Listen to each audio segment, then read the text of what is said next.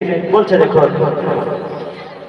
একদিন মুসা ওই খোদার দরে আর জুয়ে জানা বেহেশতে যে মোর বন্ধু হবে তারে দেখবো দুনিয়ায়। একদিন মুসা ওই খোদার দরে আর জুয়ে জানায় বেহেশতে যে মোর বন্ধু হবে তারে দেখবো দুনিয়ায়।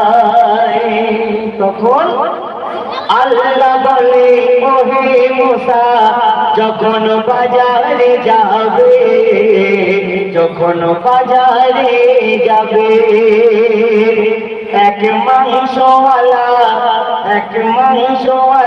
কসাই তুমি দেখতে ওই পাবে, তুমি দেখতে ওই পাবে। আর সেই কসাই তোমার বন্ধু হবে বেহেশতের মাঝে, বেহেশতের মাঝে, বেহেশতের মাঝে। তুমি আলাপ যদি করতে পারো করো তার সাথে, তুমি আলাপ যদি করতে পারো করো তার সাথে। আল্লাহ পাক যখন জানিয়ে দিল তো হযরতে মুসা আলাইহিস সালাম তিনি কি করলেন, আল্লাহ পাক জানিয়ে দিলেন যে বাজারে যে গোশতওয়ালা আছে মাংসওয়ালা তো তার সঙ্গে তুমি দেখা করো বললেন। তো বলছে আল্লাহ রাবে শরীফে মুসা যখন বাজারে গেল, যখন বাজারে গেল আর বাজারে গিয়ে সেই কসাইয়ের দেখতে ওই পেল, তারে দেখতে ওই পেল। কসাইয়ের কাছে গিয়ে মুসা এই কথা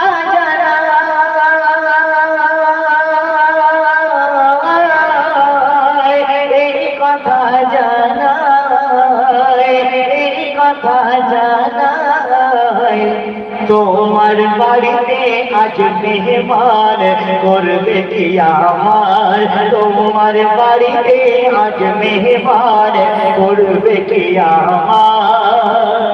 যদি কোনো মনের মতো মানুষ এসে আমাকে বলে যে ভাই আজকের আমি আপনার মেহমান হয়ে আপনার বাড়িতে যাব, যদি আপনি আবার মেহমান হিসেবে গ্রহণ করেন, তো কসাই মানুষটিকে দেখে তার ভালো লেগেছিল, বলছে নিশ্চয়ই আপনি আমার বাড়িতে যাবেন, চলুন কোনো অসুবিধা নেই, চলুন আমার সঙ্গে। বলছে দেখুন কসাই বলে চলুন তবে আমার বাড়িতে, চলুন আমার বাড়িতে।